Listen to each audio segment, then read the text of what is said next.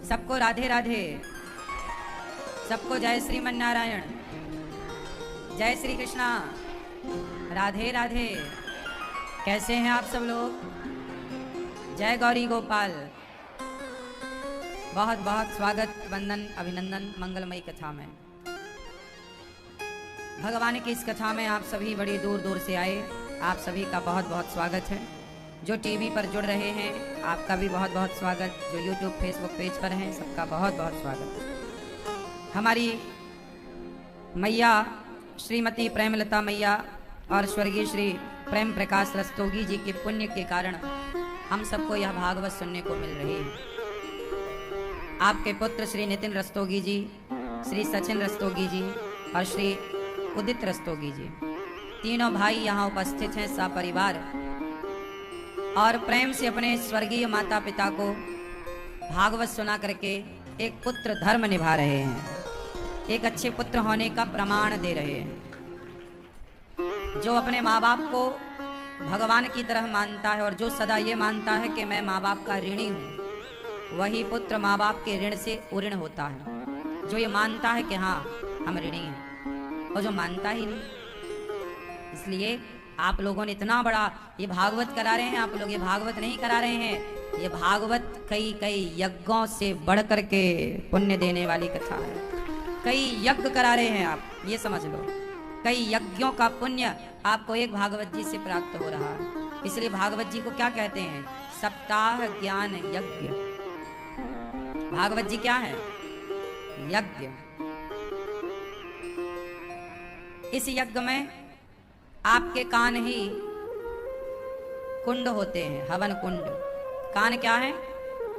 जोर से, कुंड। और आपके कानों के कुंड में, हवन कुंड में ज्ञान की, कथा की, शब्दों की आहुतियां आपके कानों से आपके हृदय तक पहुंचती हैं। और जब यज्ञ में हम स्वाहा करते हैं तो स्वाहा को उस अग्नि के द्वारा भगवान ग्रहण करते हैं। तो आपके भीतर भी ईश्वर बैठे हैं।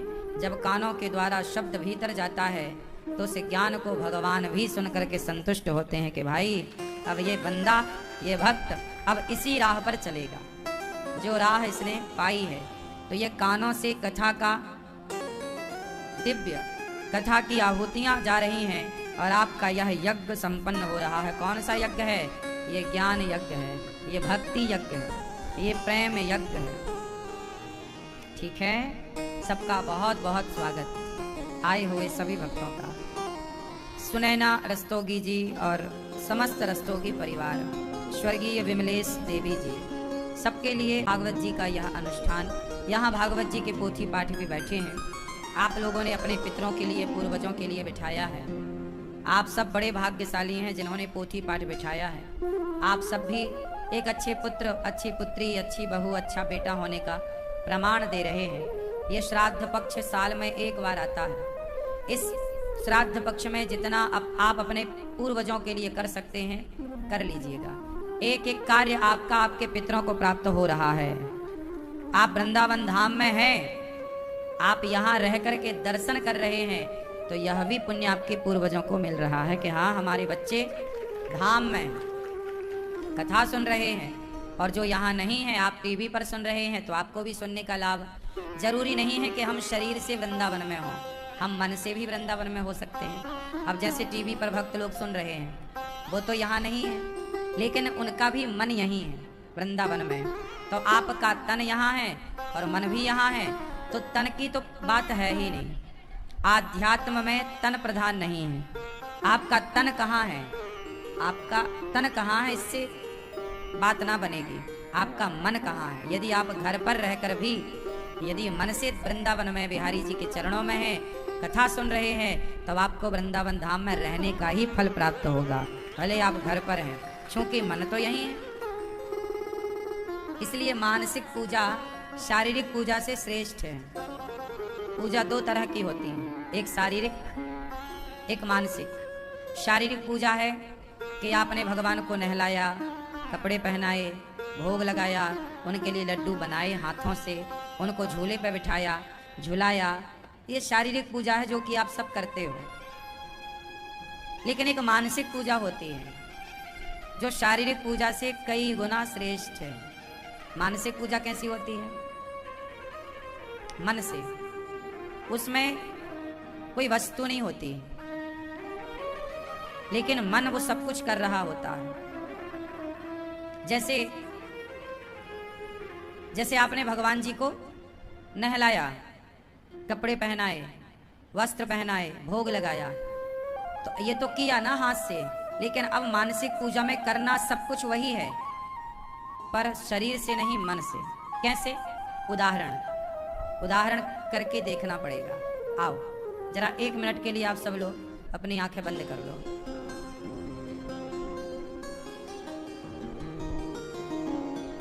भैया बंद कर लो मेरी आंखें। मेरी माँ काहे टुकुर टुकुर देख रही हो?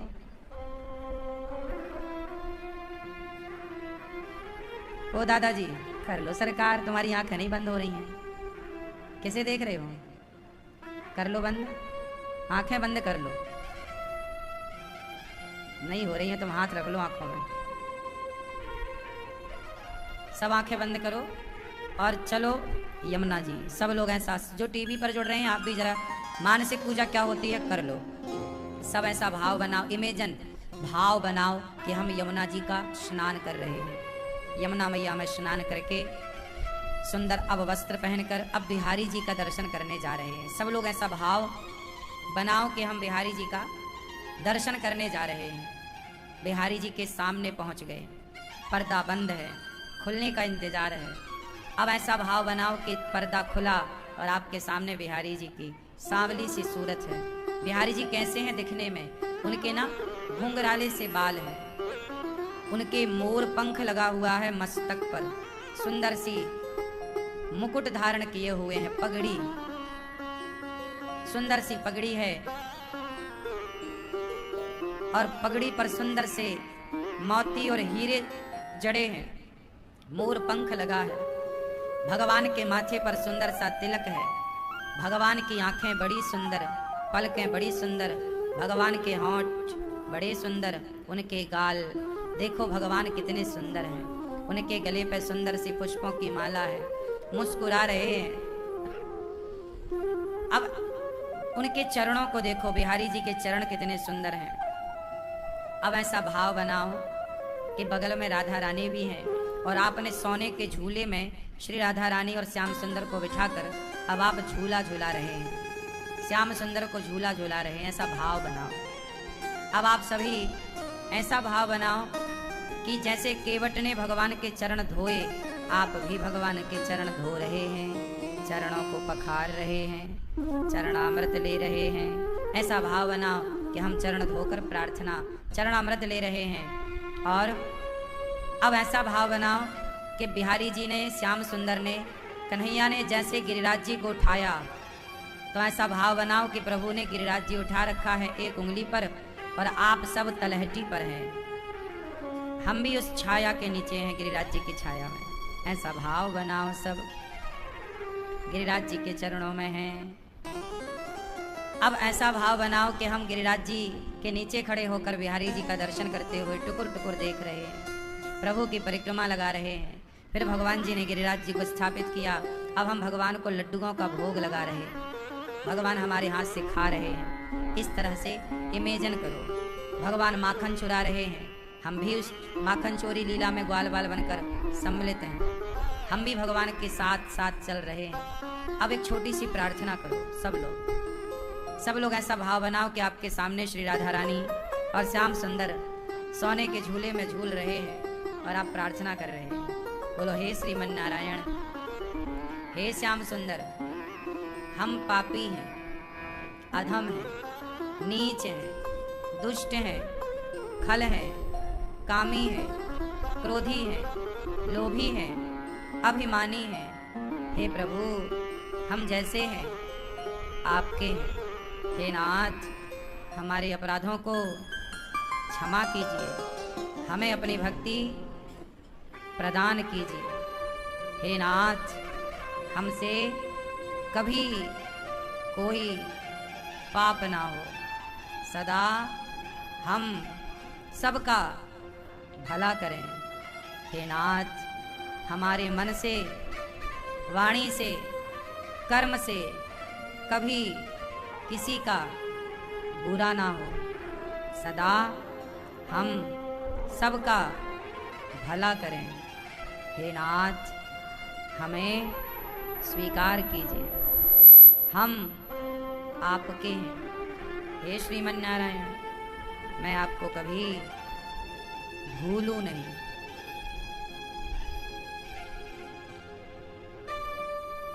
इस तरह से आपको रोज भगवान के सामने या कहीं भी एकांत में बैठकर ऐसे रोज ध्यान लगाना चाहिए कि आप वृंदावन की परिक्रमा कर रहे हैं, गिरिराज जी की परिक्रमा कर रहे, भगवान का दर्शन कर रहे और प्रार्थना। इस तरह से आपको रोज करना है। सच्ची बताओ, कितने लोगों को ऐसा लगा कि हम गिरिराज जी की तलहटी पर ही थे, भगवान का दर्शन ही कर रहे थे। ऐसा ये है मानसिक। इसमें आपका शरीर कुछ नहीं किया, इसमें आपका शरीर तो यही था, लेकिन आप मन से कहाँ चले गए? यमुना जी, बिहारी जी, गिरिराज जी। और जैसे आप चाहो मन से आप बैकुंठ जाओ, भगवान के चरण दबाओ। कुछ भी इमेजिन ही तो करना, कल्पना ही तो करनी है, भाव ही तो बनाना है, प्रार्थना ही तो करनी है। और जब आप देखो ऐसा करेंगे ना रोज, तो आप देखेंगे कि आप भगवान से जुड़ चुके। रोज मानसिक पूजा। आप कैसी पूजा करते हो? शारीरिक। शारीरिक पूजा में शरीर तो जुड़ता है, मन नहीं जुड़ता। और इस पूजा में ऐसा हो ही नहीं सकता कि मन जुड़े ना, क्योंकि ये पूरा काम मन का है। अभी आपका मन भटका या लगा? अभी मैंने जो ध्यान कराया, तो ध्यान में आपका मन भटका कि सीधा लगा? लगा ना, जो जो कहा वो हुआ ना। तो आप लोग कहते हो ना कि जी हमारा तो मन लगता नहीं, भटकता है। इसलिए भटकता है कि मन को लगाने का तरीका ही नहीं पता आपको। यदि मन को लगाने का तरीका पता हो जाए तो मन कैसे भटक सकता है? अभी तो आपका मन नहीं भटका जब मैंने ध्यान कराया। तो यदि मन भटकता तो अभी भी भटकता ना, अभी नहीं भटका। इसका मतलब तरीका सही था तो मन ने भी आपका साथ दिया। जब तरीका गलत करोगे तो मन भाग जाएगा। इसलिए कहता हूं सत्संग करो, ध्यान भगवान का हो। किस तरह? इसी तरह। अब मैं तो जरा सा कराया ना आपको ध्यान, मैं ध्यान पूरा करा सकता हूं आपको, घंटे 2 घंटे। आप कहो तो मैं आपको ध्यान में ही सुला दूं, आप ध्यान करते करते सो जाएंगे। जो लोग कहते ना हमें नींद नहीं आती, मैं बिना दवाई के आपको सुला सकता हूं, बिना नींद की गोली के नींद आ जाएगी आपको। और इतनी गहरी नींद आएगी कि आपको आनंद आ जाएगा। अभी हमें कथा सुनानी है नहीं, हम आपको सुला दें अभी।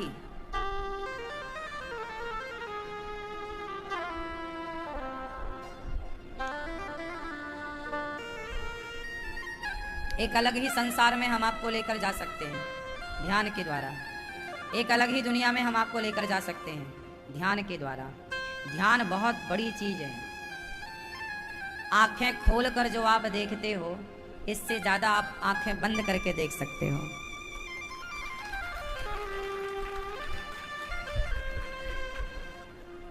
कुछ कुछ स्कूलों में मैं गया तो वहां पर ना कुछ लड़के कुछ लड़कियां आंखों में पट्टी बांधकर, आपने भी सुना होगा ये, आंखों में पट्टी बांधकर कुछ लड़कियां कुछ लड़के, और कुछ लड़कियां लड़के नहीं, ये सब आप भी कर सकते हो, हम भी कर सकते हैं। कोई असंभव नहीं बोल रहा हूं मैं। आप आंखों में पट्टी बांधकर बता सकते हैं कि आपने शर्ट किस कलर की पहन रखी है।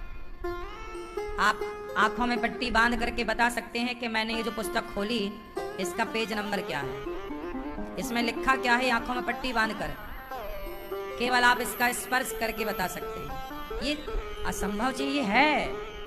कुछ स्कूलों में ये ध्यान प्रक्रिया होती है और कुछ बच्चे करते भी हैं। मैंने एक बार कथा के दौरान कुछ बहनों से, लड़कियों से, लड़कों से आंखों में पट्टी बंधवा के सब लाइव प्रोग्राम में बतवाया था, पूछा था, सबने बताया था। और ये आजकल बहुत सारे स्कूलों में होता भी है। ये कोई हुआ नहीं है, ये सब कुछ पॉसिबल है। कैसे? ध्यान के बल पर। जब आपका मन एकाग्र होता है। आपने सुना होगा कि हमारे ऋषि मुनि जान लेते थे कि कल क्या होने वाला है। वो जान जाते थे कि क्या हुआ है, बीता हुआ कल भी जान जाते थे और होने वाले कल को भी। ऐसा सुना है ना आप लोग, संत लोग पुराने। ये कोई असंभव बातें न तब थी न आज है। आप भी जान सकते हैं, हम भी जान सकते हैं, इसमें आश्चर्य क्या है। और आप कहो ये भगवान की कृपा है ना, ये भगवान की कृपा से नहीं, ये आपके ध्यान से।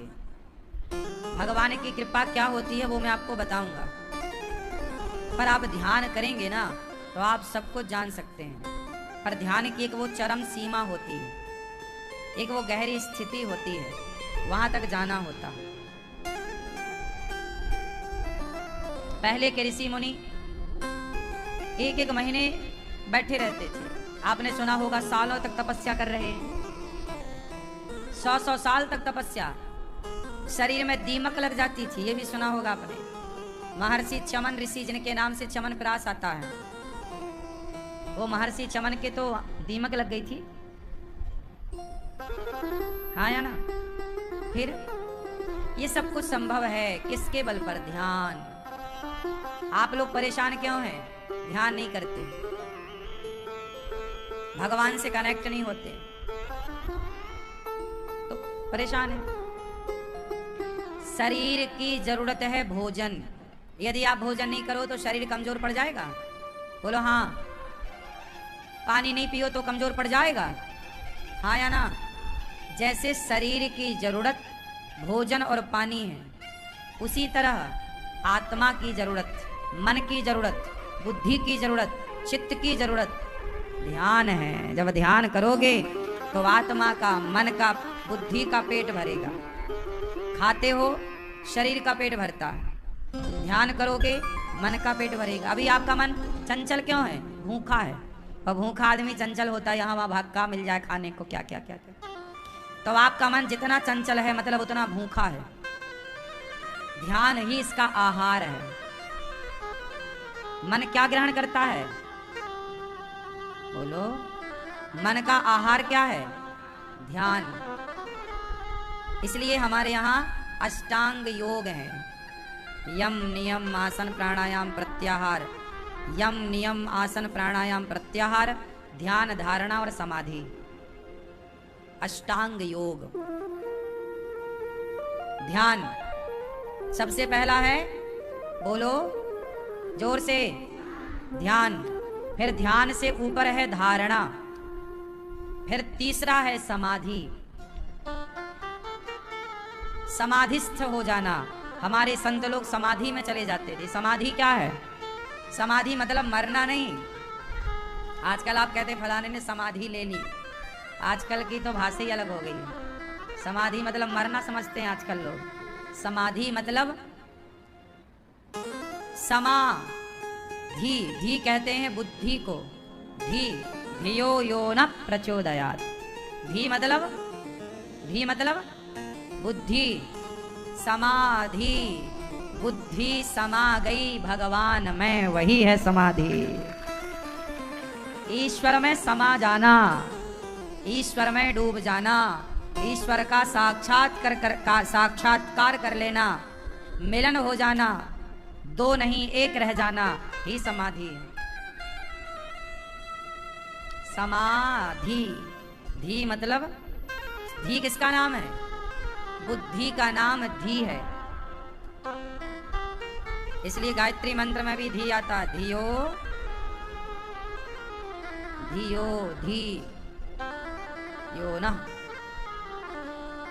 सब जगह जहां भी बात आएगी गहरी वहां धी आएगी। धी मतलब बुद्धि, ठीक है। तो ये समाधि है। तो ध्यान से ही धारणा और धारणा से समाधि। ये बहुत, अब आजकल ना ध्यान तो है नहीं, धारणा है नहीं, समाधि है नहीं, बस लोग फूल चढ़ाना, मिठाई चढ़ाना, पैसा चढ़ाने कोई पूजा मान रहे हैं। लोग इसी को पूजा मानते हैं। माला जप लिया, हो गई पूजा, हो गया ध्यान। आदमी माला जपता है, देखता यहाँ है। माला जपना बहुत अच्छा है, लेकिन माला जपने में ना ध्यान कहाँ है। शरीर से थोड़ी काम बनेगा कि मैं राम राम राम राम राम राम राम राम बोल रहा हूं। मेरी वाणी तो राम राम बोल रही है। जाप कितने तरह का होता है? एक जाप होता है वाणी का, बोलो राम, बोलो राम, ये हो गया वाणी का जाप। बोलो राम राम सीताराम, ये कहां से बोल रहे हो? मुख से, कंठ से। एक जाप होता है हृदय से। अब बोलो सीताराम नहीं, मुंह बंद रखना है, मुंह में उंगली रखो सब लोग, मुंह बंद रहेगा और बोलना है सीताराम। बोलो सीताराम, बोलो सीताराम। होंठ नहीं हिलनी चाहिए, होंठ नहीं हिलने चाहिए आपके, दोनों होंठ चिपके हों, बंद हों। बोलो सीताराम, बोलो श्रीमन नारायण, बोलो श्रीमन नारायण। आ रही है आवाज? ये केवल आप सुन पाएंगे। और ये आवाज कहां से आई? हृदय से, भीतर से। अभी इसके नीचे भी एक और है। ये तो हो गया सीताराम, ये तो हो गया कंठ। अब मैंने जो सीताराम बोला वो आपने सुना नहीं, वो हो गया हृदय की आवाज। एक होती है नाभि। क्या होती है? आप सबके पास एक नाभि है। किस किस के पास है? नाभि है। एक जाप होता है नाभि से। वो जाप कैसे होगा? महाराष्ट्र में एक भक्त का नाम सुना होगा आप लोगों ने, जनाबाई। सुना है? जनाबाई नाम की एक भक्ति मती स्त्री थी, एक आप जैसी बहन, बेटी, बड़ी प्यारी बहन थी जनाबाई। वो जनाबाई गोबर बनाती, गोबर का ओपला, कंडा। तो वो कंडा थापती ना, तो जिस कंडे को वो टच कर देती, उसके कंडे कोई कान में लगाए तो आवाज आती थी, विठ्ठल विठ्ठल विठ्ठल विठ्ठल। ये लिखा हुआ है, हम मनमाना नहीं बोल रहे हैं। जनाबाई के प्रसंग में ये सब कुछ है। और ये कलयुग की अभी की घटना है, बहुत लंबा टाइम नहीं हुआ। कबीरदास जी के जमाने की बात है। कबीरदास जी एक दिन गए कि चलो जनाबाई के बारे में बड़ा सुना है, ये बहुत बड़ी भक्त है। वो विठ्ठल कौन है? महाराष्ट्र में एक विठ्ठल नाथ जी, जैसे वृंदावन में बिहारी जी हैं, तो भगवान श्री कृष्ण ही महाराष्ट्र में विठ्ठल नाथ जी के नाम से जाने जाते हैं। पंढरपुर में पंडरीनाथ, क्या नाथ? पंडरीनाथ भगवान विठ्ठल नाथ जी। भगवान श्री कृष्ण को ही महाराष्ट्र में विठ्ठल नाथ जी कहते हैं। विठ्ठल विठ्ठल विठ्ठला पांडुरंग विठ्ठला। तो जनाबाई कृष्ण की बड़ी भक्त थी। तो एक दिन कबीरदास जी ने सुना कि बड़ी अच्छी भक्त है, चलो मिल आते हैं। तो कबीरदास जी भ्रमण करते करते करते करते महाराष्ट्र में पहुंचे और जनाबाई के गांव पहुंच गए। तो जनाबाई उस समय पड़ोसन से लड़ रही थी, तूने मेरे ओपले रख लिए, तूने मेरे कंडे, कंडे मतलब ओपला, ओपला मतलब सूखा हुआ गाय का गोबर। पहले तो चूल्हा में ओपली लगता था ना भैया, सबके घर में गैस तो थी नहीं, उस जमाने में तो गैस की कोई परंपरा नहीं थी। तो जनाबाई लड़ रही थी, बड़ो तूने मेरे ओपले रख लिए। तो कबीरदास जी ने जनाबाई से ही पूछा, अरे बहन ये जनाबाई कहाँ है? तो जनाबाई बोली, बाबा मैं ही जनाबाई हूं, बोल। कबीरदास जी बोले, मैंने तो सुना था बहुत बड़ी भक्त है, पर तुम तो लड़ रही हो, किस बात की लड़ाई है? अरे महाराज मेरे ओपले चुरा लिया इसने, और वो कहे नहीं ये मेरे हैं। जनाबाई बोली मेरे हैं, वो पड़ोसन बोले मेरे हैं। कबीरदास जी बोले, जनाबाई ये ओपले तुम्हारे हैं, क्या प्रमाण है? जनाबाई बोली, बाबा जो मेरे ओपले हैं ना, कान से लगाकर सुनना, जिनमें विठ्ठल विठ्ठल की ध्वनि हो, वो वाले ओपले मेरे हैं। ओपले तो सबके लगभग एक से ही थे, पर कबीरदास जी गए और कुछ ओपलों में कान लगाया तो उनसे आवाज नहीं थी। तो कबीरदास जी बोले, ये तुम्हारे हैं। कुछ ओपलों को कान से लगाया तो कबीरदास जी को आवाज आई, विठ्ठल विठ्ठल विठ्ठल। कबीरदास जी समझ गए कि जैसे कोरोना, आपको समझा रहा हूं, जैसे कोरोना जिसको था और वो किसी को छू लेता था तो उसे भी कोरोना हो जाता था। बैक्टीरिया एक से दूसरे में आ जा सकते हैं, हाँ या ना? तो जनाबाई जो जाप करती थी वो नाभि से करती, मतलब वो जाप की चरम सीमा थी। और जब आप उस चरम सीमा तक जाते हैं जाप के, तो आप जिसको टच कर देते हैं उससे भगवान की ध्वनि निकलने लग जाती है। ये स्थिति। तो आप लोग तो केवल यहीं से करते हो, कंठ से सीताराम सीताराम श्रीमन्नारायण। ये क्या बात हुई? यहां से तो सब कर ही रहे हैं, तुम हृदय तक तो ले जाओ, कम से कम जनावाई की स्थिति तक पहुंचो। जाप को भी उस तरह से किया जाता है ना? और जाप करने वाला भक्त जो जप रहा है उसके आदर्श पर चलेगा। ऐसा नहीं कि वो कहे कि जी सत्य बोलना है और खुद झूठ बोले। आज के युग में भगवान का मिलना कठिन क्यों हो गया? कठिन नहीं है भगवान का मिलना, ईश्वर का मिलना कठिन नहीं है, आपका सरल होना कठिन है। भगवान के मिलने में देर नहीं है, आपके सरल हो जाने में देर है। क्या हो जाने में देर है? बोलो बोलो बोलो। सरल का मतलब क्या हुआ? सरल मतलब बोलो। सरल मतलब सा मतलब सीता, रा मतलब राम, ला मतलब लक्ष्मण, सरल। जिसके भीतर राम लक्ष्मण सीता विराजे वही सरल है। सरल। सा मतलब बोलो मेरी माँ। सा मतलब, रा मतलब, ला मतलब सरल। सरल। जिसके भीतर सीताराम विराजे हो वही सरल है ना मेरी माँ? सही। सांची के लवरी, सांची सच्ची है। सरल कौन? आजकल का आदमी सरल ही तो नहीं है, आजकल का आदमी चतुर है। बोलो क्या है? चतुर।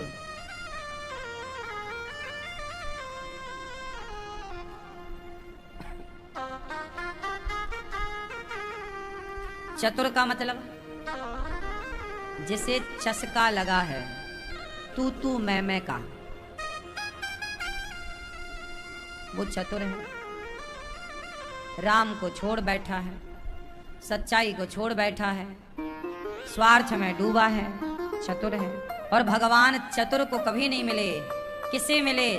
सरल सीधे सबरी और केवट जैसे, जटायु जैसे लोगों को। विभीषण लंका में रहते हैं, कैसे रहते हैं?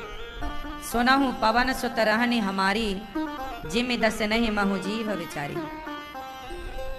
आपके मुंह में दांत हैं और दांतों के बीच में कौन रहती है? बोलो। जिह्वा, जीभ। दांत कितने हैं? 32। और जिह्वा? घना जंगल साफ मैदान, सीधी रास्ता दो मकान, 32 गुंडा एक जवान। बताओ क्या?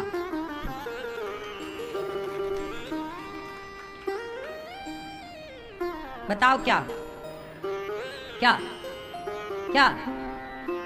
आप बताओ बहन। जीभ। घना जंगल साफ मैदान, सीधी रास्ता दो मकान, 32 गुंडा एक जवान। बताओ क्या? हाँ? हाथ, जिह्वा, दांत है? हाँ। घना जंगल देखो, ये घना जंगल। बाल आपका, सिर। घना जंगल, साफ मैदान, पूरा माथा साफ, सीधी रास्ता, दो मकान और 32 गुंडा एक जवान। ये पहेली है। क्या है ये? ये पहले पूछा करते थे, बताओ घना जंगल साफ मैदान, सीधी रास्ता दो मकान, 32 गुंडा एक जवान। क्या हुआ? लोग कंफ्यूज हो जाते थे। यही था सब। माथा पच्ची। क्यों? सही है। सीधी रास्ता दो मकान। हाँ। दांतों के बीच में जीभ रहती है। आप बताओ, दांत अच्छे होते हैं कि जीभ? बोलो। बोलो कौन अच्छा? दांत बड़े दुष्ट हैं, जीभ को काट लेते हैं कई बार, और काट के एक बार भी नहीं पूछते कहो जीभ बहन कैसी हो। लेकिन यदि दांतों के दर्द हो जाए मसूड़ों में तो जीभ बार बार वहीं जाएगी पूछने कहो दांत भाई साहब कैसे हो।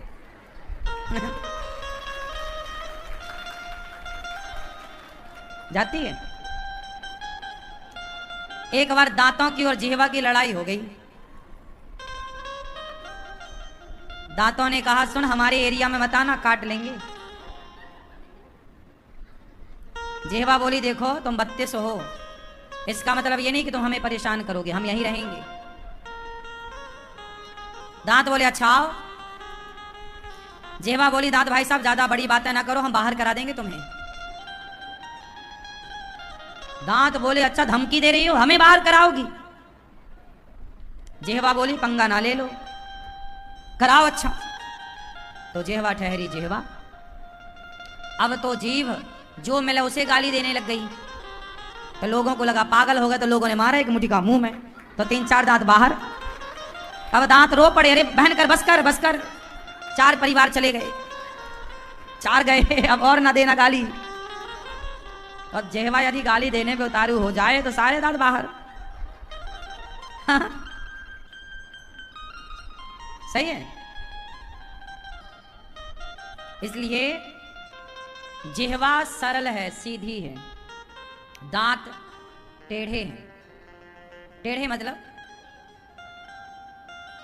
दुष्ट। इसलिए आपने देखा होगा दांत दुष्ट हैं तो बाद में आते हैं और पहले ही निकल जाते हैं, जबकि जिह्वा सज्जन है, सरल है, सीधी है। तो जब आपका जन्म हुआ था तब दांत नहीं थे पर जिह्वा थी, और जब आप मरते हो तो मरने के पहले दांत सीताराम बूढ़े बूढ़े लोगों के दिखाओ जरा दांत। मैया ये बैठी हमारी मैया, इनके दांत सीताराम हो गए ना। कहाँ गए दांत? कौआ ले गया।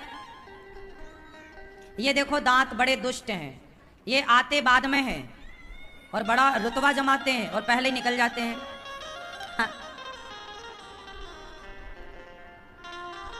इसलिए दांत सदा नहीं रहते, पर जिह्वा दुष्ट व्यक्ति सदा नहीं रहेगा, पर सज्जनता सरलता सदा रहेगी। इसलिए दुष्ट अपनी दुष्टता नहीं छोड़ता तो सज्जन को भी अपनी सज्जनता नहीं छोड़नी चाहिए। भगवान का नित्य ध्यान करना चाहिए। मन का आहार है ध्यान, बुद्धि का आहार है ध्यान। इसलिए एकांत में बैठकर प्रभु से रिश्ता जोड़ा करो, ध्यान लगाया करो। इसलिए हम आपको रोज कथा सुनाते हैं कि आपका ध्यान लगेगा। अभी 28 तारीख से मुंबई महाराष्ट्र में 3 दिन का सत्संग है, 28, 29 और 30।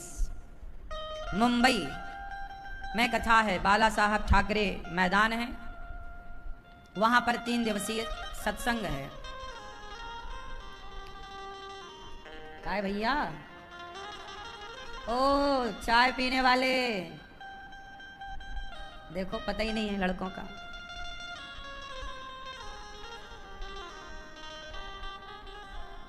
तीन दिन का क्या है? सत्संग महाराष्ट्र में, मुंबई। फिर बिहार में है, बिहार में 5 से 11 अक्टूबर, और उसके बाद फिर यहीं वृंदावन में है। अभी 26 तारीख से भागवत जी के पोथी पाठ यहीं बैठेंगे, तो आप लोग भी अपने पितरों के लिए, पूर्वजों के लिए भागवत जी के पोथी पाठ बिठा सकते हैं। कल हम लोगों ने कथा में सुना कि भगवान मनु जी महाराज की 3 बेटियों का विवाह हुआ। 3 बेटियों की चर्चा कल हम आपने सुनी। भगवान शिव का विवाह माता पार्वती से हुआ। आकुति, देवहूति, प्रसूति का विवाह दक्ष से हुआ। दक्ष की छोटी बेटी सती का विवाह शिव जी से हुआ।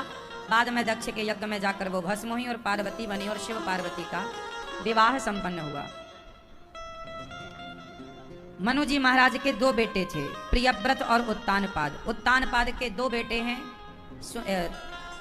उत्तम और ध्रुव। उत्तानपाद के कितने पुत्र हैं? अच्छा, उत्तानपाद की पत्नियां भी दो हैं, एक सुनीति है, एक सुरुचि है। सुनीति के पुत्र हैं ध्रुव और सुरुचि के पुत्र हैं उत्तम। बात समझ में आई? उत्तम जो हैं वो छोटे हैं, ध्रुव जी जो हैं वो बड़े हैं। उत्तम सुरुचि का बेटा कोई खास संस्कारी नहीं है, लेकिन सुनीति का बेटा ध्रुव जी बड़े संस्कारी हैं। एक दिन ध्रुव जी ने अपनी माँ से पूछा कि माँ, सारे बच्चे मेरे से पूछते हैं कि तुम्हारे पिता का नाम क्या है, मैं बता नहीं पाता माता, बताओ मेरे पिता कौन हैं। तब सुनीति ने कहा, बेटा ये जो राजा है ना यहाँ के, उत्तानपाद जी, वो तुम्हारे पिता हैं। तो ध्रुव जी ने कहा, माँ आप पिताजी के पास क्यों नहीं रहती हो, महलों में क्यों नहीं रहती हो। तब सुनीति ने कहा कि बेटा तेरे पिता ने मुझे घर से निकाल दिया है। क्यों निकाल दिया है माता?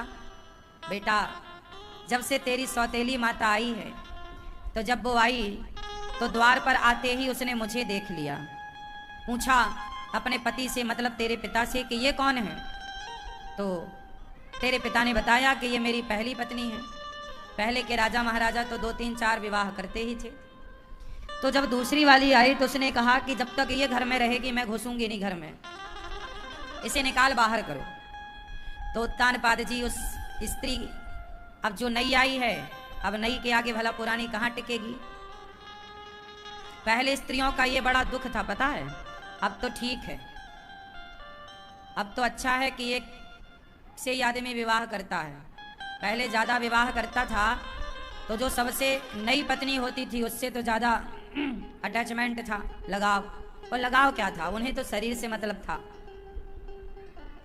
बूढ़ी जो स्त्रियां हो जाती थीं उन्हें लोग निकाल बाहर करते थे। पुराने खंडहर महलों में पड़ी हैं, कोई व्यवस्था है नहीं है, कोई देख रहा है नहीं देख रहा है। जो नई थीं, जवान थीं, सुंदर थीं, राजा उनके लट्टू हुआ करते थे। यही था पहले। उत्तानपाद जी सुरुचि के बड़े आदी हो गए और सुनीति जैसी अच्छी पत्नी को घर से निकाल दिया। राजाओं की ये गंदी परंपरा थी, बहुत सारे ब्याह करना। फिर राजाओं की एक समस्या और थी, सब रानियों के बेटा हुए तो वो कहे जी मेरा बेटा राजा होगा, वो कहे मेरा बेटा राजा होगा, तो इसी में कई आपस में ही लड़के मर जाते थे। यही चलता था। ये सारी परंपरा भगवान राम ने बंद कराई, पता है आपको। इसलिए भगवान राम ने एक विवाह किया, जबकि उनके पिताजी ने ऑलरेडी 3 विवाह कर रखे थे।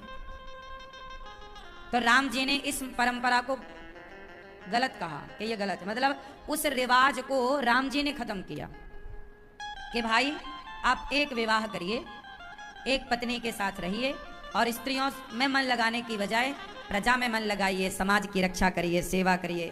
प्रजा को पुत्र की तरह रखकर तुम राजा हो और राजाओं का मन स्त्रियों में लगा रहे तो वो प्रजा की सेवा क्या करेंगे। सुनो, भोगी विलासी व्यक्ति कुछ अच्छा नहीं कर सकता। वो तो भोगी, मतलब भोग भोगेगा। समाज का काम वही कर सका है जिसने अपने सुखों का बलिदान दिया है। इतिहास वही रचेगा जो मन हटाएगा सबसे। खुद का स्वार्थ जो किनारे रखेगा वो इतिहास रचेगा, और जो खुद का स्वार्थ लेके चलेगा वो इतिहास नहीं रच सकता। आप लोगों ने देखा होगा, भगवान राम ने जब यज्ञ किया उस समय माता सीता जंगल में थी, वनवास जा चुकी थी, लव कुश को वहीं जन्म दिया था। उस समय भगवान राम ने एक यज्ञ किया था, जिस यज्ञ का घोड़ा लव कुश ने पकड़ा था, आप सब जानते हैं, राजसूय यज्ञ हुआ। उस यज्ञ में घोड़ा पकड़ा लव कुश ने। उस समय राम जी के सामने प्रस्ताव था, लोगों ने कहा था कि आपकी पत्नी वनवास में है, आप दूसरा विवाह कर लो। और राम थे, कर सकते थे, राजा थे, और राजा तो करते ही थे पहले के, लेकिन राम जी ने मना कर दिया था कि नहीं, मैं नहीं करूंगा। उस समय काश्मीर की कोई कन्या के बारे में जिक्र है भी पुराणों में, कई जगह मिलता भी है कि वो बहुत सुंदर थी। कई जगह उनके लिए लोग प्रस्ताव लेकर आए थे, गए थे। जब राम जी को पता लगा कि ये लोग मेरे विवाह की चर्चा कर रहे हैं, मना कर दिया, नहीं, सोने की सीता बनाकर बगल में बिठाकर राम जी ने उस यज्ञ को पूरा किया था। लेकिन दूसरी स्त्री की तरफ राम जी ने नहीं देखा पूरे जीवन। ऐसे उस जमाने के राजा 100 ब्याह करते थे। जो मिल गई, आपने कुछ मुगल राजाओं के बारे में सुना होगा। एक मुगल राजा, मैंने उनके इतिहास को पढ़ा, बहुत सारे मुगलों की ना सबसे छोटी पत्नी 13-14 साल की थी। मतलब 14 साल की लड़की, जो पसंद आए उसी से। अब मना करे कौन, तलवार उनके हाथ में, सत्ता उनके हाथ में। इसलिए तो पर्दा प्रथा चालू हो गई थी ना मुगलों के कार्यकाल में, कि उन्हें जो लड़की दिख जाए वो उसी को ले जाए। और पत्नी तो एक बहाना था, उन्हें तो केवल सुख लेना था शारीरिक। समाज कहीं गलत ना कहे तो वो पत्नी की तरह बोल देते थे, जी पत्नी है। जबकि ये परंपराएं भगवान राम ने गलत कही हैं। ठीक है, एक पत्नी की बात कही गई है, एक नारी ब्रह्मचारी। मन भोगों में क्यों लगाना है? हमारी जो शक्ति है, एनर्जी है, देखो हमारे शरीर का केंद्र बिंदु क्या है, जरा बताओ सब लोग। हमारे शरीर का केंद्र बिंदु क्या होता है? जोर से, नाभि। हमारे शरीर में जो नाभि है, वो नाभि हमारे शरीर का क्या है? केंद्र बिंदु है। और एक बात और बताऊं, जब आप अपनी मां के पेट में थे तो आपका पहला मुख क्या था? नाभि। जब आप मां के पेट में थे तो आप इस वाले मुंह से नहीं खाते थे, नाभि से ही मां का एक नरा के द्वारा, नरा होता है नरा, उसके द्वारा मां का खाया पिया बच्चे के पेट में जाता है, और वो नाभि से ही जाता है। उस समय मुंह से बच्चा कुछ नहीं खाता। तो आपका पहला मुख नाभि है, आप ये कह सकते हैं। आपका पहला मुख क्या है? क्योंकि मां का खाया पिया मुंह से नहीं गया, नाभि से गया है। सही है कि गलत है? सही है। तो आपका जो केंद्र बिंदु है वो नाभि है। और नाभि जो है, नाभि से जो एनर्जी ऊपर की तरफ आती है वह बनती है उपासना। क्या बनती है? उपासना। और जो एनर्जी नाभि से नीचे खिसक जाती है, चली जाती है, उसे कहते हैं वासना। एक होती है वासना, बोलो वासना। एक होती है उपासना। उपासना समझते हैं आराधना ईश्वर की, वासना समझते हैं भोग विलास। तो जो आपकी शक्ति, एनर्जी, वह आपके नाभि से नीचे चली गई तो वही है वासना, और वही शक्ति नाभि से ऊपर की तरफ आ गई, वही है उपासना। जो शक्ति नाभि से नीचे चली गई उसी का नाम है भोग, और जो शक्ति नाभि से ऊपर चली गई उसी का नाम है योग। क्या है? योग और भोग, उपासना और वासना। अब आप डिसाइड करिए, आजकल के जो लड़के हैं या लड़कियां हैं, दोनों के लिए हम कह रहे हैं, आजकल का जो यूथ है वो अपनी एनर्जी कहाँ ले जा रहा है? नीचे की तरफ। और नीचे जो एनर्जी गई वो पतित कर देगी आपको पतन की ओर।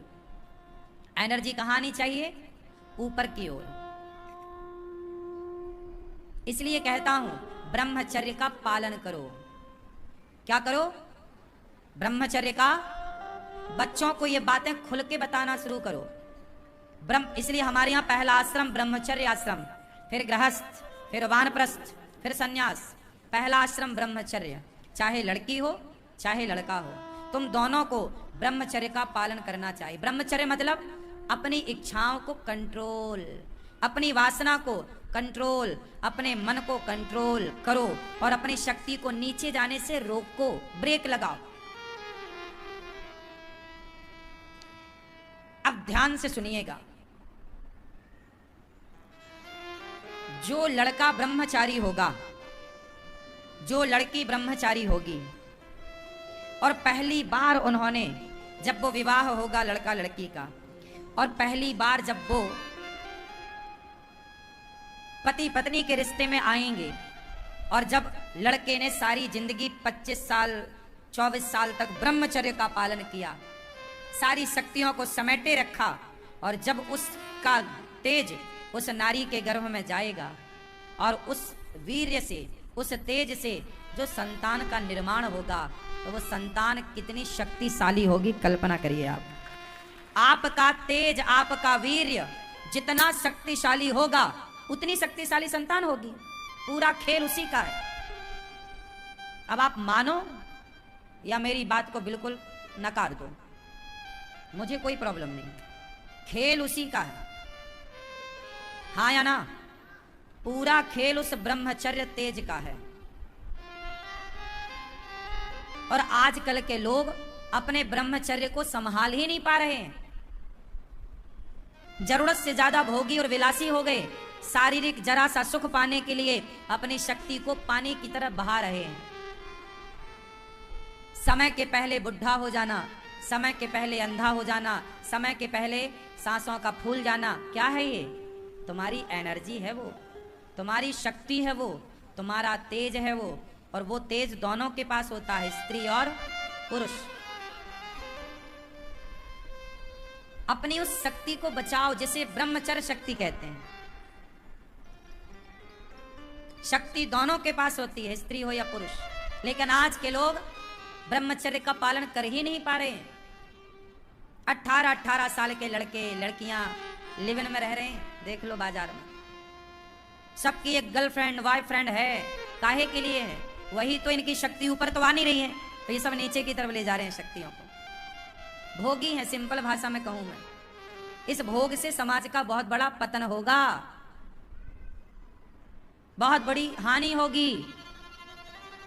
ब्रह्मचर्य का पालन होगा, और वो ब्रह्मचर्य का पालन करके आप 2 साल, देखो लड़के तो होते हैं ना, शादी होती है उसके पहले तो वो ब्रह्मचारी होते हैं। लड़कियां शादी के पहले तक तो ब्रह्मचारी हैं। अब 25 साल की लड़की है, 25 साल का लड़का है। अब 25 साल तक इन्होंने बिल्कुल अपने शक्ति को संभाल के रखा, अपने मन को काबू में रखा।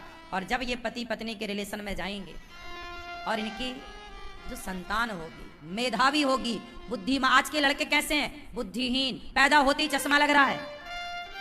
काहे लग रहा है? तुम्हारा वीर्य कमजोर था, इसलिए संतान कमजोर हुई है। तुम्हारा तेज मजबूत होता, ब्रह्मचारी तुम होते, तब संतान तुम्हारी स्ट्रांग होती, मजबूत होती। अब आप समझते नहीं हैं। सारा खेल आपका, ये जो शरीर की संरचना है ना, ये पूरा खेल ब्रह्मचर्य पर निर्भर करता है। आप जितने भोगी होंगे उतने जल्दी आप मर जाएंगे। और जितने पहले योगी लोग ज्यादा जीते थे, ब्रह्मचर्य का पालन था ना। स्वामी विवेकानंद जी की मृत्यु कैसे हुई? चलो बताओ। आप में से कोई जानता स्वामी विवेकानंद जी के बारे में? बताओ उनकी मृत्यु कैसे हुई थी? नहीं जानता कोई? नहीं जानते, पढ़ते ही नहीं, दिन भर व्हाट्सएप चलाते हो। सुनो, स्वामी, ये मेरी बातें बच्चों को बताना, अपनी छोरा छोरियों को। स्वामी विवेकानंद जी का आखिरी में मस्तक फट गया था, ये ब्लास्ट। पूछा क्यों फटा? बताया गया कि स्वामी विवेकानंद जी ब्रह्मचारी थे। पूरे जीवन में एक बार भी उनके वीर्य की हानि नहीं हुई। उनका तेज इतना था, डॉक्टरों ने बोला कि आप विवाह कर लो तो बच जाओगे। नहीं नहीं, ब्रह्मचारी। उन्होंने सारा काम कर दिया, समाज को मार्गदर्शन दे दिया, जो करना था कर लिया। लेकिन उनका इतने जगह गए, लेकिन उनका ब्रह्मचर्य नष्ट नहीं हुआ। और उस ब्रह्मचर्य की ताकत देखिए। आपको बता दूं, मृत्यु कितने प्रकार की होती है। आपने देखा होगा, कुछ लोग मरते हैं तो आंखें खुली रह जाती हैं, कुछ लोग मरते हैं तो मुंह खुला रह जाता। क्यों? आंखें खुली रह गई मतलब प्राण आंखों से निकले, मुंह खुला रह गया मतलब प्राण मुंह से निकले। कुछ लोगों के प्राण कान से निकलते हैं और कुछ लोगों के प्राण नीचे से निकलते हैं। जब मरते हैं तो उनके सुसु हो जाती है, लघु शंका निकल जाती है, मतलब प्राण नीचे से गए। कुछ लोग मरते हैं तो मलमूत्र कर बैठते हैं, मतलब प्राण नीचे से गया। और जो नीचे से प्राण त्यागता है मलमूत्र के रास्ते, वो नरकगामी है। आप मरे हुए व्यक्ति को देखकर बता सकते हैं कि ये नरक गया है कि स्वर्ग गया है कि वैकुंठ गया है। यदि नीचे से प्राण निकले हैं तो ये व्यक्ति नरकगामी है। नाभि के नीचे से प्राण गए मतलब बोलो नरकगामी। और नाभि से ऊपर, मुंह से, आंख से, कान से, या सबसे उत्तम प्राण कहां से? स्वामी विवेकानंद जी के जो कपाल फट गया, ब्रह्मरंध्र को फाड़ कर जो प्राण निकले, सबसे उत्तम प्राणों का निकलना वही है, ऊपर से, डायरेक्ट ऊपर से। ये ताकत ब्रह्मचर्य की है। अब ये छोरा छोरी आज के क्या जाने कि ब्रह्मचर्य क्या है। जो दिन भर भोगी हैं, भोग रहे हैं, लिविन में जो रह रहे हैं कुत्ता बिल्लियों की तरह, वो क्या जाने कि ब्रह्मचर्य क्या है और उसकी ताकत क्या है, उसकी महिमा क्या है।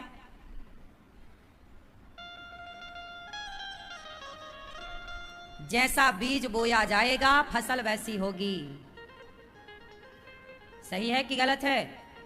इसलिए पुरुष अपने ब्रह्मचर्य को बचाए, भोगी ना बनो।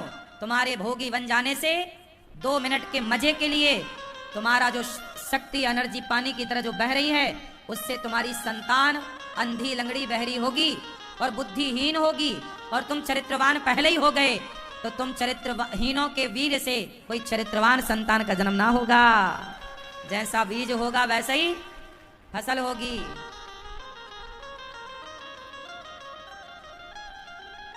इसलिए हर लड़के को ब्रह्मचारी होना चाहिए और हर लड़की को ब्रह्मचारी होना चाहिए। कितनों की खोपड़ी में घुस गई मेरी बात? समझ में आया कुछ? नहीं।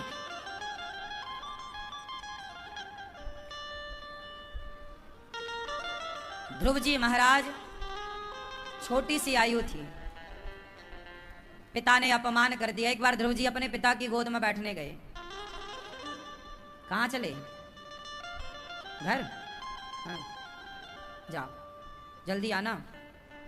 गुस्सा हो गए क्या? ब्रह्मचर्य होने का कह दिया तो।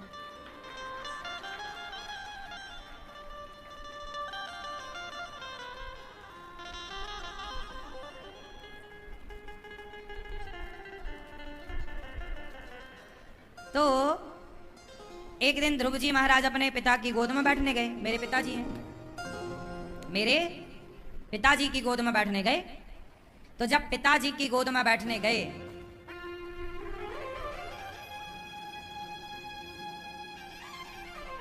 तो बगल में खड़ी सुरुचि माँ ने हाथ पकड़कर नीचे गिरा दिया। तुम इस गोद में बैठने के लायक। बेचारे ध्रुव जी जमीन पर गिर पड़े, लंबी लंबी सांसें लेने लग गए। कहा सुरुचि ने तपसा राध्य पुरुषम तस्यैवानुग्रहेण में गर्भे त्वं साधयात्मानं यदेच्छसि नृपासनम। तपसाराध्य पुरुषम तस्यैवानुग्रहेण में।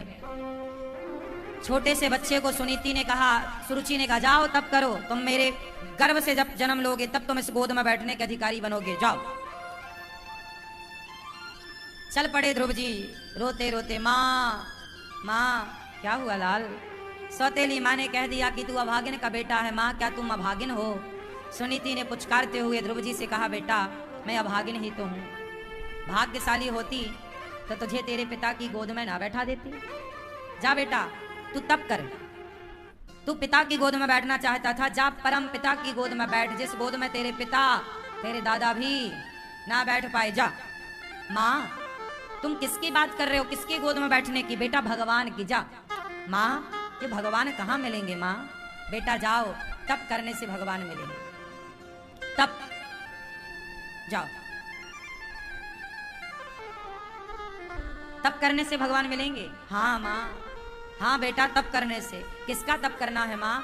भगवान का। माँ ये भगवान कहाँ रहते हैं माँ? माँ बोली, बेटा सब जगह रहते हैं भगवान। अच्छा माँ तो भगवान सब जगह रहते, दिखाई क्यों नहीं पड़ते माँ? बेटा जैसे दूध में, मैया बताओ दूध में मक्खन रहता है कि नहीं रहता? दूध में मक्खन रहता है क्या? दिखता है? नहीं। दूध में मक्खन होता तो है पर दिखाई नहीं पड़ता। देखना हो तो क्या करें? दही बनाओ, दही का फिर मंथन करो, तब मक्खन प्रकट होता है। बेटा बेटा जैसे दूध के मक्खन तक पहुंचने का एक प्रोसेस है, यदि आपने उस प्रोसेस को किया तो आप दूध के मक्खन तक पहुंच सकते हैं। उसी तरह भगवान भी जैसे दूध में मक्खन की व्यापकता है, ऐसे कण कण में भगवान की व्यापकता है।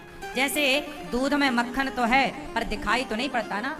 क्या दूध में मक्खन दिखता है उसी पर दिखाई नहीं पड़ता। उसी तरह ईश्वर है पर दिखाई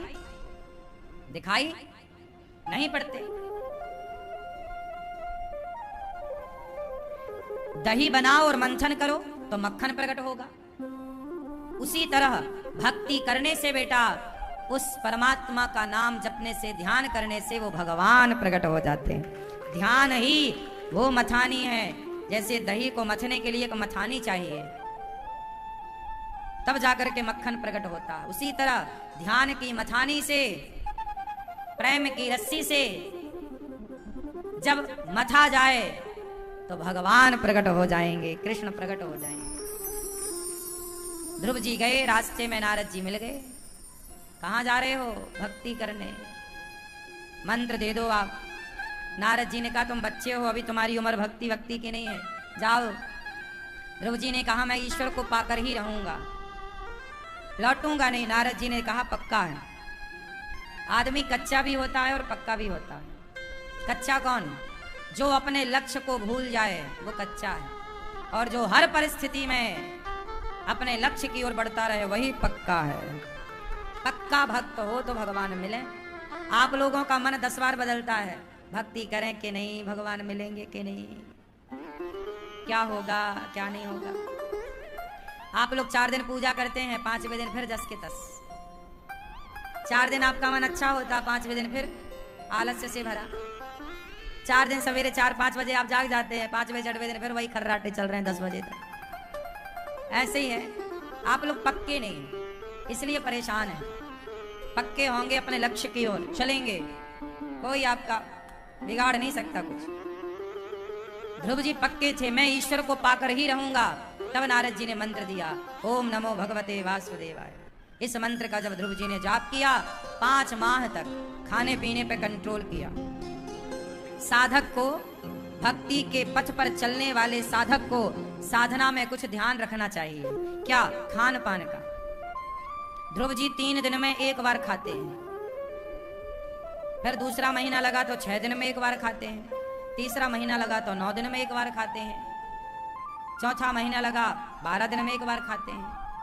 ऐसे ध्रुव जी ने खाने पे कंट्रोल किया, खान पान ठीक किया। जंगल में रहकर कंद मूल फल खाते, कभी पत्ते खाते, कभी पानी पीते और ध्यान लगाते भगवान का। 5 माह में तो इंद्रासन हिल गई। इंद्र बोले महाराज ये कौन प्राणवायु, हमें प्राणवायु नहीं मिल रही है।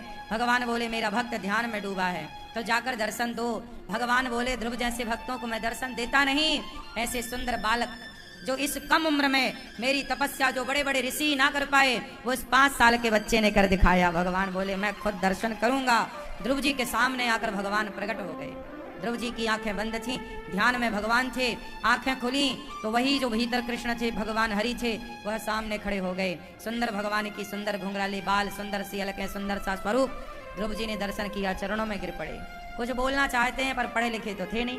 तब ध्रुव जी के गालों में भगवान ने शंख का स्पर्श कराया और ध्रुव जी को बोध हुआ। तब ध्रुव जी ने स्तुति की, योऽन्तः प्रविश्य मम वाचमिमां प्रसुप्तां संजीवयत्यखिल शक्तिधरः स्वधाम्ना अन्यास्तहस्तचरणश्रवणत्वगादीन् प्राणान्नमो भगवते पुरुषाय तुभ्यम्। ध्रुव जी महाराज ने योऽन्तः प्रविश्य, हे प्रभु मेरे अंतःकरण में प्रवेश कर जाइए।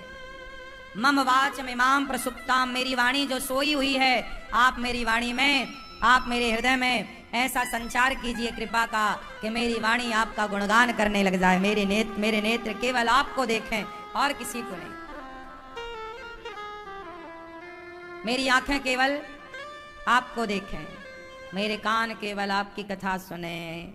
ध्रुव जी से भगवान ने कहा पुत्र कुछ मांग लो। ध्रुव जी ने कहा मांगना क्या है, आप मिल गए, आपसे क्या चाहिए, भगवान से क्या मांगना है आप? अच्छा बताओ भगवान से क्या मांगना चाहिए? मैया क्या मांगना चाहिए भगवान से? हाँ, आपको भगवान से कुछ मांगने का मौका मिले तो क्या मांगोगे आप? सब चुप रहना। कुछ भगवान से मांगने का मौका मिले तो क्या मांगोगे? क्या? आंख, आनंद। आपको मौका मिलेगा मैया, क्या मांगोगी भगवान से? क्या मांगोगी भगवान से? पीली मैया, आपको भगवान से कुछ मांगने का मौका मिले, क्या? हाँ हाँ, आपसे ही माला जप रही हो, क्या मांगोगे? भगवान की भक्ति। टोपी वाले भैया, दादाजी, भगवान से कुछ मांगने का मौका मिले, क्या मांगोगे? हाँ? आनंद। क्यों भैया, आप क्या मांगोगे भगवान से? आपसे बुद्धि अभी नहीं है क्या? क्या? मुक्ति। मुक्ति, सॉरी शक्तिमान। क्या मांगोगे भगवान से आप बैठे बैठे? हैं? क्या? चना? चरण? किसके चरण? मेहरारू के चरण पे धोई धोई के?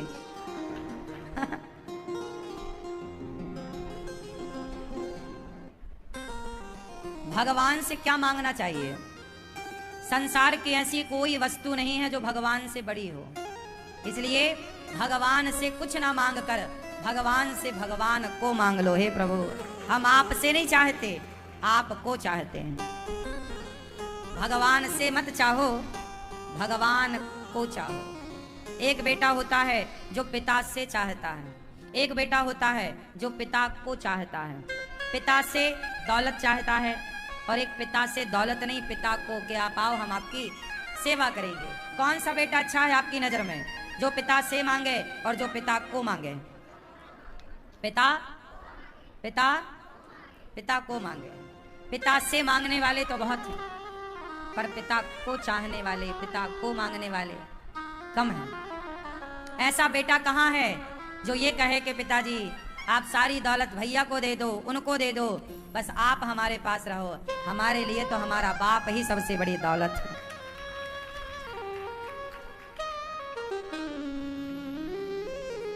आज माँ बाप का धन तो ले लिया जाता है और माँ बाप को वृद्धाश्रम भेज दिया जाता है, यही चल रहा है आज। माँ से, पिता से मांगने वाले बहुत है, पिता को मांगने वाले। उसी तरह एक भक्त वो है जो भगवान से मांगता है, एक वो है जो भगवान को मांगता है। क्या सही है? तो ध्रुव जी ने कहा आप मिल गए, अब क्या चाहिए? भगवान ने कहा तुम्हारी इच्छा थी राजा बनने की। जब आप भगवान को चुनते हैं ना, तब भगवान देखते हैं कि तुम्हारे भीतर इच्छाएं क्या हैं। अच्छा, मेरे भक्त के अंदर ये इच्छा है, तो भगवान उसे पूरी करते हैं। जैसे माता पिता होते हैं ना, वो अपने बच्चों की हर इच्छा पूरी करते हैं। हाँ या ना? बोलो हाँ।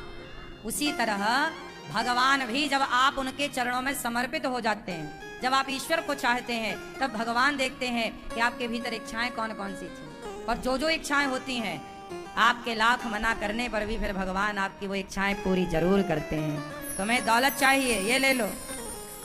सांसारिक सुख चाहिए, ये ले लो, ले लो, जाओ। उदाहरण देखो, हनुमान जी को भी राम मिले, विभीषण जी को भी राम मिले, पर दोनों को राम मिले, पर दोनों को राम मिलने में अंतर था। हनुमान जी को राम कैसे मिले?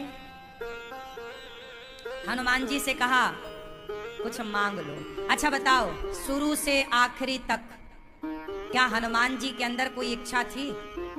उत्तर नहीं। जबकि विभीषण के अंदर एक इच्छा थी। क्या? विभीषण के मन में भी ना एक खटक रहा था, मैं भी लंका का राजा होता। लात मार के निकाला ना रावण ने, गुस्सा आ गई। काश राम जी की शरण में जाऊं तो जैसे बाली को मार के उन्होंने विभीषण को किष्किंधा का राजा बना दिया, विभीषण को लगा मैं भी राम के पास जाऊं तो रावण को मार के मुझे वो लंका का राजा बना देंगे। ये स्वार्थ लेकर गए थे विभीषण जी। और कछु प्रथम वासना रही, विभीषण जी के अंदर इच्छाएं थीं, जबकि हनुमान जी के अंदर इच्छाएं नहीं थी। इसलिए राम जी जब विभीषण जी से मिले तो क्या हुआ? जो संपत्ति से रावण ही दीन दिए दसमाच, सोई संपत्ति विभीषण ही सकुच दीन रघुनाथ। विभीषण का राज्याभिषेक कर दिया था राम जी ने तुरंत, तुम लंकापति हो, जबकि रावण अभी मरा नहीं था। क्यों? राम मिल गए। चलो विभीषण अच्छे थे, राम की शरण में आए। और जब भक्त शरण में आता है ना, तो भगवान झांक कर देखते हैं कि तुम्हारे भीतर इच्छा क्या है, और भक्त की जो कामना भगवान उसे पूरा करते हैं। विभीषण ने नहीं डायरेक्ट बोला कि मैं राजा बनना चाहता हूं। राम से कहीं नहीं बोला विभीषण जी ने कि मुझे लंका का राजा बनाओ, नहीं बोला। बोला नहीं, पर मन में था। बोला नहीं, पर मन में था। तो भगवान मन को पढ़ लेते हैं कि भक्त के मन में क्या है। उनसे कुछ कहने की जरूरत। आप लोग जो कहते हो ना, ये भगवान हमारे बहू के बेटा हो जाए, ये हो जाए, हमारा काम बन जाए, ये तुम कहते हो, तुम्हें विश्वास नहीं है। भगवान से कहने की जरूरत नहीं पड़ती, वो मन को पढ़ते हैं। एक बार तुम समर्पण कर दो, एक बार तुम प्रभु को अपना मान लो, फिर तुम्हारे मन में क्या क्या है कहना नहीं पड़ेगा, सब पूरा होता चलेगा। सब। क्यों? बात सही है कि गलत है?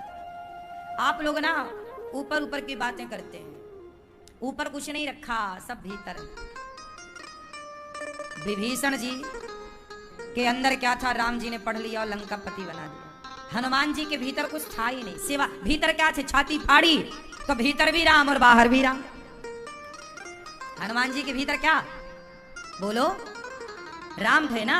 और जब राम थे तो देखिए, जिसके अंदर कोई कामना नहीं होती उसे भगवान अपने से ज्यादा सम्मान दिलाते हैं। आज भारतवर्ष में राम के मंदिर ज्यादा नहीं है, हनुमान जी के मंदिर ज्यादा हैं।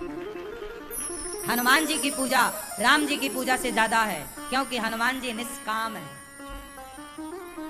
भगवान कहते हैं जो मुझे चाहता है मैं उसे अपने से भी बड़ा बना देता हूं। लेकिन भगवान को चाहने वाला, भगवान से चाहने वाले दो थे, एक विभीषण जी, एक सुग्रीव जी। आप देखो लो समाज में कहां सुग्रीव और विभीषण की पूजा हो रही है। भक्त तो बहुत हैं, सुग्रीव विभीषण भी भक्त की श्रेणी में है, लेकिन इन भक्तों को बहुत अच्छा नंबर नहीं दिया जाता। क्या कहते हैं आप? कहा जाता है उत्तम कोटि के भक्त। यदि भक्तों की लिस्ट निकाली जाए तो उत्तम कोटि की भक्ति किसके अंदर थी? बोलो जोर से। हनुमान जी तो हैं ही। उत्तम कोटि के भक्त के नाम गिन रहा हूं, सुन लेना। हनुमान जी, प्रहलाद जी, भरत जी, भरत भैया, सुदामा जी। सुदामा के लिए द्वारिकाधीश ने अपनी सिंहासन छोड़ दी, नेत्रों के जल से चरण पखार दिए। कितने दयालु हैं भगवान, लेकिन हम अभागे कि हम उनके लायक बन ही नहीं पा रहे हैं। हमारे अंदर भी, चलो विभीषण तो हमसे करोड़ों गुना अच्छे ही हैं, हम लोग तो विभीषण बनने के लायक भी नहीं। क्या ये सही है? सुग्रीव तो फिर भी अच्छे ही हैं, अपना नंबर तो सुग्रीव विभीषण तक भी नहीं पहुंचा। सही है? सुग्रीव विभीषण के अंदर भी कामना थी, चलो थी, भगवान ने पूरी की। पर ये लोग गए किसकी शरण में? भगवान की। कम से कम छोड़ छाड़ कर गए तो। तुम तो 100-100 जूता खाके भी घर में पड़े हो। आजकल तो लोग, बेटा कह रहा जाओ, पोता कह रहा जाओ, सब कह रहे हैं जाओ, कोई काम के नहीं हो, फिर भी तुम घर से नहीं निकल रहे हो। ये नहीं कि 4 महीना धाम में गुजारो, तुम तो पोता पोती के लात घूसा खाके भी घर पे ही पड़े हो। बेटा बेटी के कहां निकल रहे हो? विभीषण तो एक लात में निकल गया, नहीं निकल गया, और गया राम के चरण में। चलो वो तो अच्छा है, एक लात में ही मान गया, तुम तो कई लात में भी नहीं मान रहे हो। लोग आते हैं घर छोड़कर, महाराज जी हमारी पत्नी ने, बेटे ने, हमारी पत्नी ने कहा तुम चले जाओ। आ तो गया वृंदावन पर, रो किसके लिए रहा? पत्नी के लिए। प्यार करती वो तो तुम खाक नाते वृंदावन, वो तो अच्छी थी कि 2-2 देख के तुम्हें भगा दिया।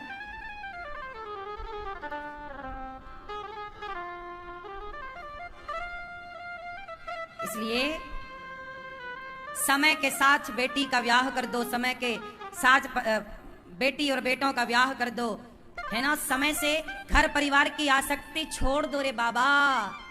काहे नहीं छोड़ते आप? छोड़ना तो पड़ेगा, तुम्हारे बाप दादों को छोड़ना पड़ा है, तुम कितने दिन रहोगे? इसलिए वो तुम्हें लात मारे, वो तुम्हें अपमानित करें, उसके पहले ही सबसे मन हटाओ और भगवान में मन लगाओ। इसलिए 50 साल के बाद वानप्रस्थ आश्रम आ जाता है। कौन सा आश्रम? पहले के बूढ़े लोग क्या करते थे कि पति पत्नी दोनों बेटा बेटी को अपना सौंप करके सब जिम्मेदारियां, कुछ पैसा जमीन अपने पास रखते थे और तीर्थों की यात्रा पर निकल जाते थे। अब बूढ़ा शरीर, दोनों पति पत्नी सारी जिंदगी कमा कमा के बच्चों का पेट भरा, अब दोनों पति पत्नी तीर्थों में जाते थे, संतों की सेवा करते थे, किसी आश्रम में कोई सेवा का काम करते थे और प्रेम से सत्संग कीर्तन में धामों में लोग जीवन गुजारते थे। पहले की ये परंपरा रही है। पहले लोग घर पे मरते नहीं थे। पहले के लोग कहाँ मरते थे? तीर्थों में। मरना भला है दूर का, जहान अपना कोय, पशु पक्षी भोजन करें, कोटि यज्ञ फल होए। पहले के लोग तीर्थों में जाकर अपना भगवान का भजन करते थे। जो पैसा था वो तीर्थों में जाके दीन दुखियों की सेवा करते थे। सारा पैसा औलाद को ना दे देना, कुछ आप भी बचाए रखना, बोझा मत बन जाना किसी पर। तीर्थों में भी आओ तो 2 पैसा दान पुण्य में लगाओ, दीन दुखियों की सेवा करो, कीर्तन करो, भजन करो। यही सेवा है, यही काम है। बुढ़ापा, अब आप लोग बुढ़ापे में भी घर पे ही पड़े हो तो घर वाले भी कितना तुम्हारा आदर करें। पहले के लोग समझदारी से वानप्रस्थ का पालन कर, अब तुम वानप्रस्थ का पालन कर ही नहीं रहे हो। घर से मोह तुम्हारा हट ही नहीं रहा। 90 साल के बूढ़े लोग गड्डियां गिन रहे हैं नोटों की। अब ये तुम्हारे काम नहीं है, तुम सौंपो सब, तुम राम राम जपो, तुम्हारी आयु क्या कह रही है वो करो। अपना भी तो कल्याण करो। तुम्हारा कल्याण किसमें? पैसे में कल्याण होता तो जवानी भर तो कमाए ना, हो जाता ना कल्याण पैसे से। परिवार से तुम्हारा कल्याण होता तो हो जाता तुम्हारा कल्याण परिवार से। कल्याण तुम्हारा परिवार और पैसा ना करेगा, कल्याण परमात्मा ही कर सकते हैं। इसलिए समय रहते शरण में आओ। जैसे विभीषण लात खा के आ गए राम जी की शरण में, आप भी आओ और राम के बन के रहो। अब बेटा बेटी के बन के ना रहो, परिवार के बन के ना रहो, अब तो केवल भगवान से पक्का रिश्ता जोड़ लो, संबंध जोड़ लो। नाता एक राम जी से दूजा नाता तोड़ दे। लेकिन आप लोग, पत्नी मरती है 50-60 साल में, तुम दूसरा ब्याह करने का सोचते हो। सही है। इसलिए पुरानी परंपराएं गलत नहीं थी। कुछ परंपराएं, 4 परंपराएं, ब्रह्मचर्य, गृहस्थ, गृहस्थ में रहो, फिर वानप्रस्थ की तरफ भी जाओ, तीर्थों का सेवन करो, दर्शन करो, बढ़िया कथाएं सुनो, पैसा कमाए हो जवानी में, अब बुढ़ापा आए उसके पहले कुछ दान पुण्य करो, दीन दुखी की सेवा में खर्च करो। सारा पैसा बच्चों को दे दोगे, उससे क्या होगा? बच्चे तो कम, बच्चों को टैलेंट दो, बेटा कमाओ। जिस गुण से हमने पैसा कमाया वो गुण दे दो, तुम भी इस गुण से पैसा कमा लेना। और अपने हाथ से प्याऊ लगवाओ, जहाँ पानी नहीं है पानी की व्यवस्था कराओ, जहाँ भूखे लोग हैं भोजन है, आप कर सकते हो तो भोजन कराओ। अब बच्चों को जिम्मेदार, बेटा अब काम धाम तुम संभालो, फैक्ट्री बिजनेस व्यापार तुम संभालो। अब हम जा रहे हैं थोड़ा तीर्थों में भ्रमण करेंगे। 1 महीना वृंदावन रहो, 1 महीना अयोध्या जी रहो, 1 महीना हरिद्वार रहो, 1 महीना बद्रीनाथ जी रहो, 1 महीना वहां रहो, 1 महीना दक्षिण के तीर्थों में रहो। ऐसे रहो तीर्थों में। 1 आध महीना घर में रहो, 11 महीने बाहर रहो। तो घर में 1 महीना रहोगे तो बड़ी बहू बादाम का हलवा खवाएगी और तुम निकलती नहीं हो तो बहू कहेगी बुढ़िया मरती नहीं है। एक मैया तो बोली, बहन महाराज ऐसा आशीर्वाद दो हमारी सास मर जाए। हमने कहा ऐसा तो हमारे पास कोई आशीर्वाद नहीं है। अरे बोले महाराज जी 100 साल की हो गई, 100 साल की हो गई। हमने कहा तो क्या हुआ? अच्छा तो 100, नहीं महाराज 100 साल की हो गई, अब बिस्तर में है।